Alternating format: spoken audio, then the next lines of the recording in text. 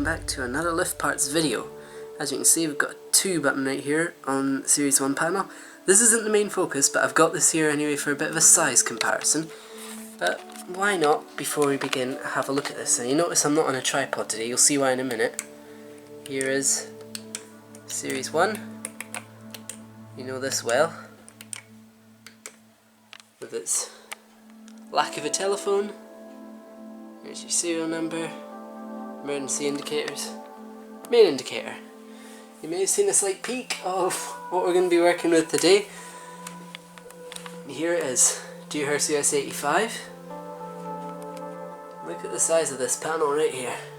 If I just do a little, I can't really do much of a comparison, but you see Series 1 barely gets up to the height of these key switches right here. It's like double the height, this new panel that we've got right here. Came from a local M&S store. It's not resting up against much, so I can't put much force into this, especially this button here. It's a little worn because it's the most pressed. He's a little creaky, but again, it's just use. Fan, car preference and light, emergency telephone, little indicator. And the capacity of this lift was 14 persons or 1100 kilos. Anyway, like I say, this came from local M&S. Well, I say local, semi-local. And they are currently in the process of replacing their lift. At time of recording, I think it's about a couple of weeks in. And they've been kind enough to save this for me. Here's the alarm button. As you can see, it's got yellow, and then it's got the symbol, the alarm symbol in grey. And of course this presses really nicely and is in almost mint condition because it never gets used. Push to travel button, as you can see, a little bit more beat up. It's had between 30 and 40 years of use, so as you can hear, it doesn't sound very good and it's a little scratched up, but we can take care of that later on. It's interesting how it is a push to travel button and not separate ground and 1 buttons. I actually like that. I actually think it's quite cool that they've just got the 1 button that will select whichever way is the only possible way to go, because this only served 2 levels, so this type of thing is possible. And then here's the door open. Let's see, a little bit creaky as well, but this one's in slightly better condition. Door open, and there's just a vent down there. This is really nice. Got a fan key switch, car preference, and a light. The emergency telephone used to be here, but it's not there anymore. What I think we should do though is I think we should do something about this push to travel right here. As you can see, it's missing a bit of its paint. I think we can make this look a lot better, so I think we should get the permanent marker out and do some work with this. So have a look at door open button. Alright, so as you can see, the work on this button is now finished, and looking at that, it looks almost like new, I must say. I was originally just going to go over the scratches, but with these things, it always seems to work better if you just go over the whole button once over. So I did that, and it looks really, really nice now. And I hope you think so too, because I think I've just done that really well. As you can see, the open button, it's got a couple of minor scratches here or there. I might touch those up. Shouldn't bother me then just touching up the whole button. I'm not quite sure though, because as you can see, it's got little gaps there which I wouldn't be able to slot my permanent marker down. I'll have a think about that one. I think maybe just touch those bits up a little. Like I say, the alarm button, there's nothing I can do to that because it's in such good condition anyway. I might do a video in the future where I take one of these buttons off the panel and have a look at how they work, but that'll probably not be anytime soon because my school holidays are about to end. But anyway, let's keep looking at this. You can see the indicator, you can see the dots for it. It's an unusual setup. It's a 7 by 10, which is not something you see often. It's usually like 5 by 7 or maybe 7 by 11 or 5 by 9 or maybe even 5 by 8 depending on the company. So that's a unique characteristic of this one. I think this lift was originally installed by UK Lift. I mean, there's no branding, but that's what many are assuming.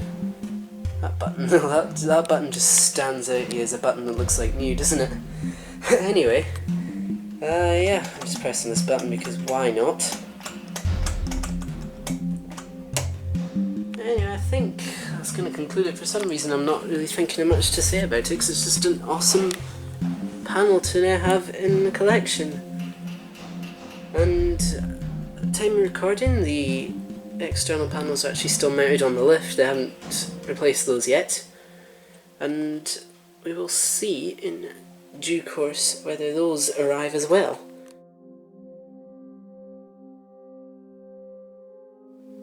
Alright folks, so it's now exactly 2 weeks later. This is Sunday the 10th of November, and as you can see, the two call panels have finally arrived. So we're going to take a close look at these. There's actually something I want to look at on one of these, which we'll get to in a moment. You can see here we've got the up and the down, because as you could probably tell by the COP, this was just a little 2-floor lift. The real lift is actually now in service, and it is a Hydrowear with Dewhurst buttons and DMG indicator, which is very curious indeed. I don't know quite how that came about, but anyway, let's take a look at these. I haven't restored them yet. As you can see, we have got the up and the down. We'll get on to looking at how these buttons actually work in a moment, especially because we're going to go into that one in a bit more detail, which again, we'll see why in a minute. But I want you to look at these indicators first of all.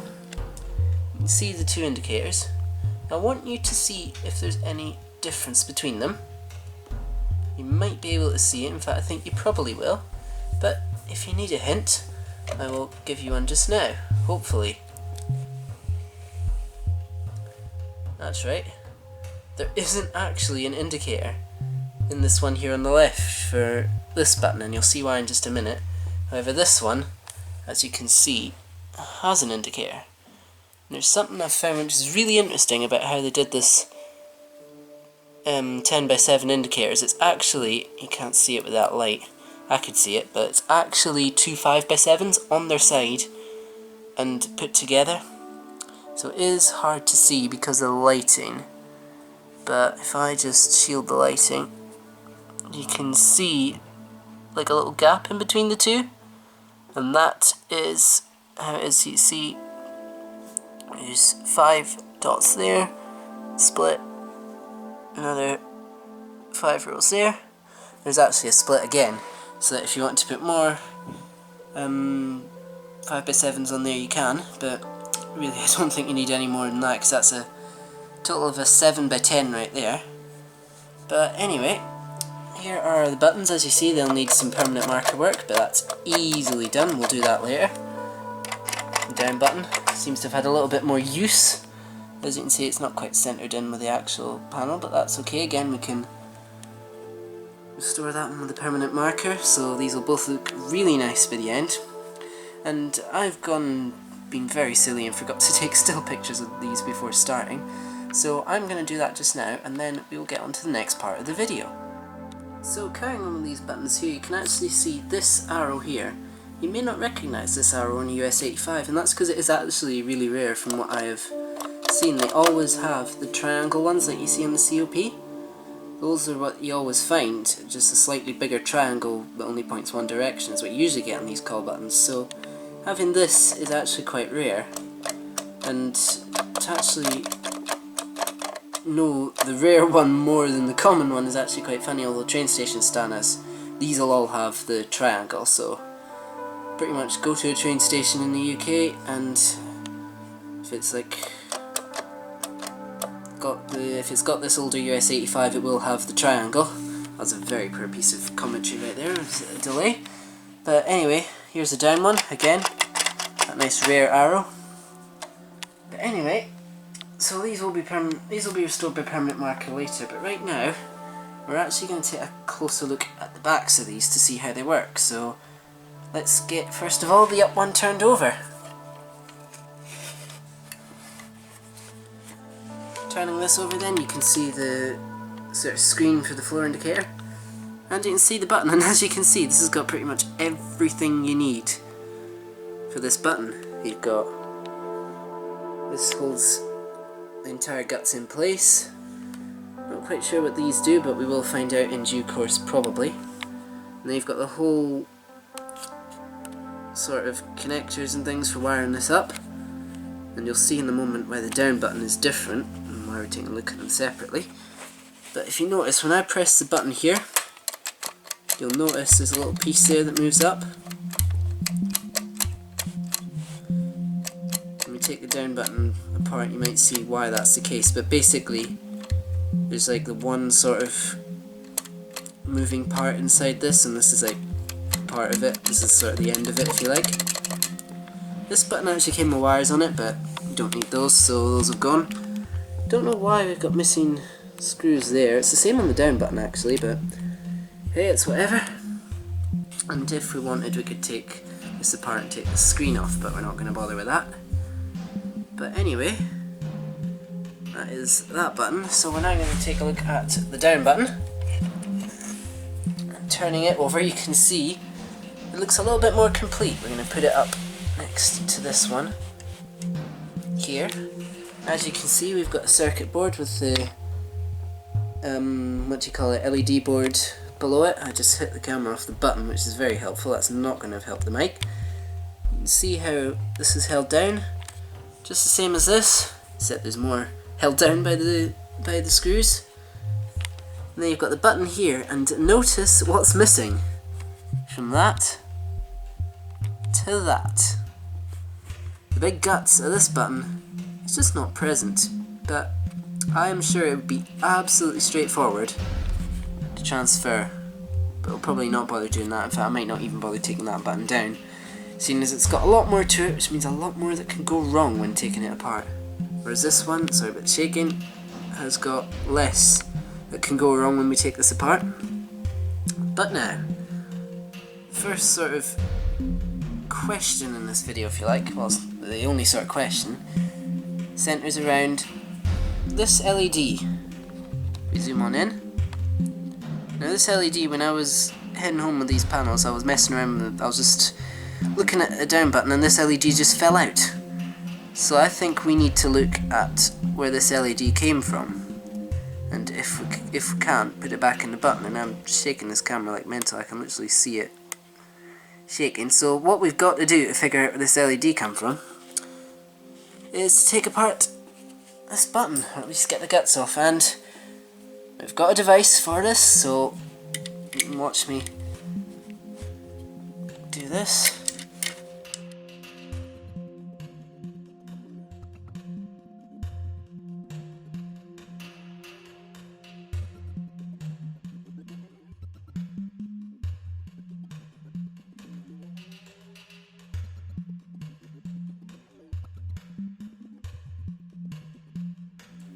So taking this off, just lift it off like so. See how this button's actually put together. So this is the actual pressable part of the button. And you can see it doesn't look like the LEDs are actually part of this button, this piece of the button. But I'm pretty sure they're not. This is just a plate for it. You could actually, I think you can take this off. Oh no, that's fixed in. Understandable, which is fine. So if we look here, oh okay, there goes all the washers. And have a look in here, and I can't actually work out where the LED goes. I know there was one LED in this button, but I cannot see for the life of me where that would go in this. But this is like the guts to it, so this part presses. This is the actual button. Yeah, no clue where the LED would go in that. It's very interesting indeed. It must go in this part though. Let's have a look, shall we? If I take this LED, I wonder, does it just slot in there? That's going to be a no then. I bet you it does. I don't really want to take this one apart in case like it all falls out. And I get the sense that's why the LED was loose, because there's no guts in there. I'm pretty sure that's what's going on, so how about we just put that through to the test. We'll take the other one apart, but be very careful when doing so. Literally every single washer came out when I did that, but we'll just place this together. I don't know how good the quality of this video is, but I'm sort of working on the button at the same time as working out what on earth is going on with this LED. I think It's just because the guts are missing. So we might just have to say, okay, this is what's happened to this LED, and we just stick it in the spare parts. Oh, this is stiff. Hello, hello, hello, this has been stiff.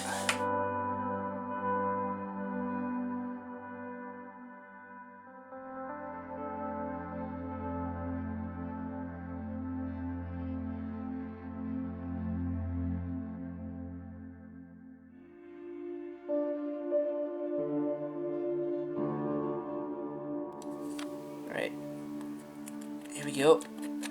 Out comes the guts. And again, it's just the same idea here. If we turn this over, you can see what's going on. And as you can see, there's actually 4 LEDs. So basically, because the guts are out, these circuit boards here are also out, and the LED must have just fallen out of the circuit board and it was just sitting in the button. So that's why that was missing. So all that's missing here is these circuit board mounts, and those can actually, oh, well actually it's not even the circuit board mounts, it's literally just the circuit boards missing, and the connectors for them. So there's actually not a whole load missing to the button that doesn't have all its parts together, and I've got so much dirt in my hands for these. You can see the LEDs in there. So that's basically the case of this LED. Is just poor thing was left in the button on its own, but I'll give it a home with like screws and stuff. But anyway, that's actually an interesting, pretty simple way how the buttons work. It just presses that tiny little thing right there which completes the circuit, just a contact system which lights up the LEDs on the circuit board. And yeah, that's pretty much all there is to it. And this button is just, this is just here.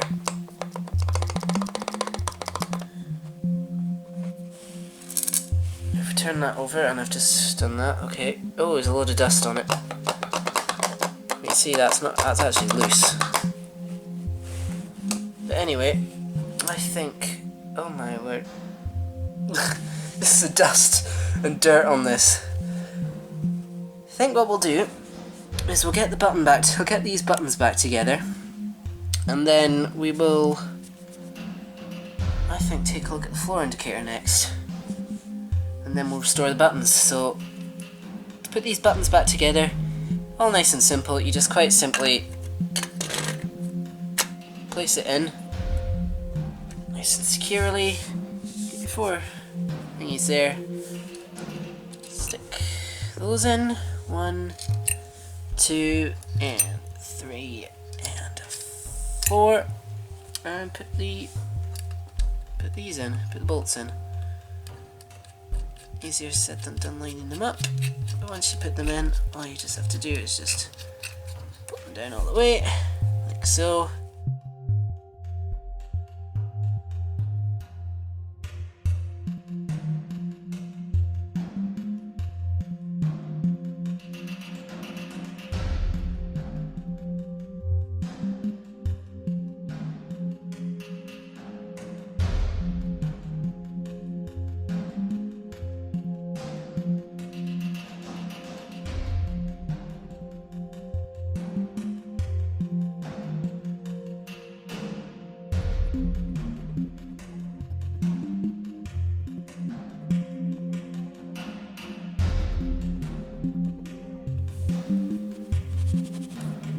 Go, that's not going anywhere. Now for this button, I'm going to do this one off camera, seeing as I want to just give my right hand a rest for a bit, so I'll be back once I've screwed this button down.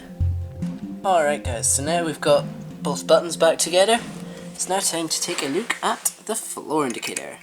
Exact same system again, so we'll speed it up this time.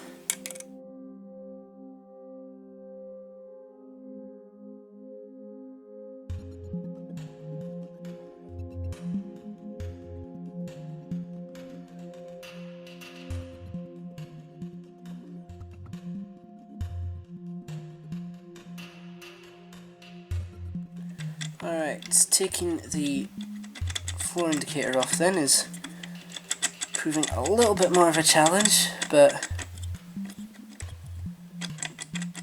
eventually it should just pop out. I think it helps if you take it out relatively straight. It seems to be sticking a little. It's coming out on one side, which, I mean, that's all fair enough,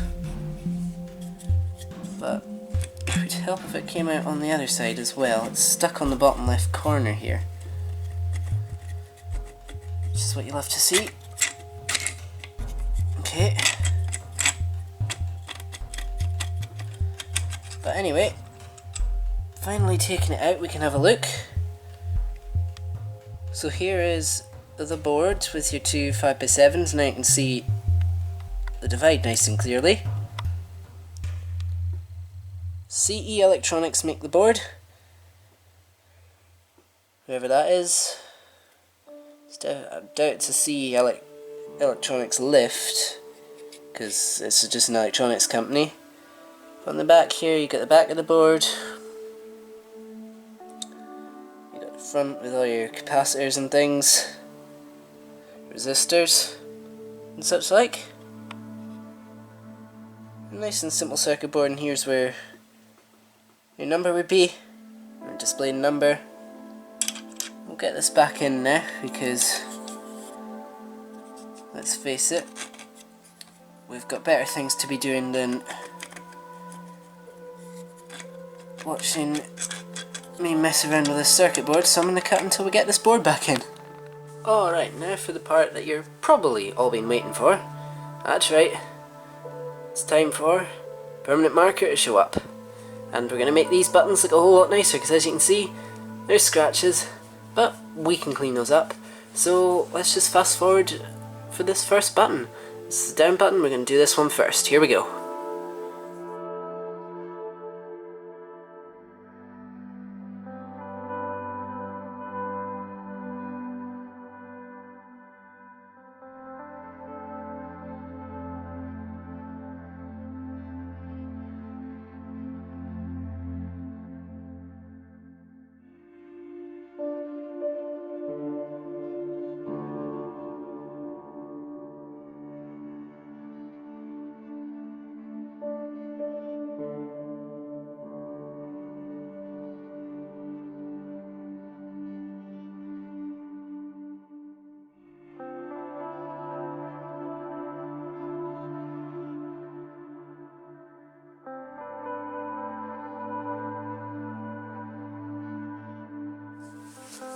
Alright, this button is getting there. I know it looks bad in this lighting because it's pointing right up at the light, but what I'm going to do is I'm going to cut now and I'm going to finish this button and do the other button off camera, just so I'm looking at it for a better angle and make sure I've got every single point I can touched up to the max on it. So I'm going to cut the recording now.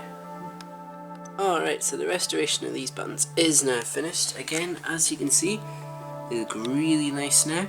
These ones I found were a little bit more interesting to restore because basically the scratches in these buttons, I think it was the case of the push to travel button as well.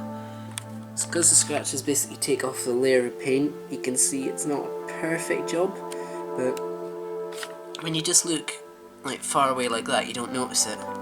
And for the most part, that's what you'd be looking at. So the good thing is I can get away with just pressing the arrow as well.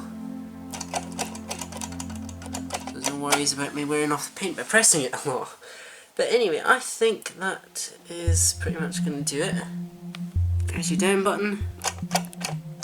And to end the video, I'll press the up button one more time. Thank you for watching, and I hope you enjoyed.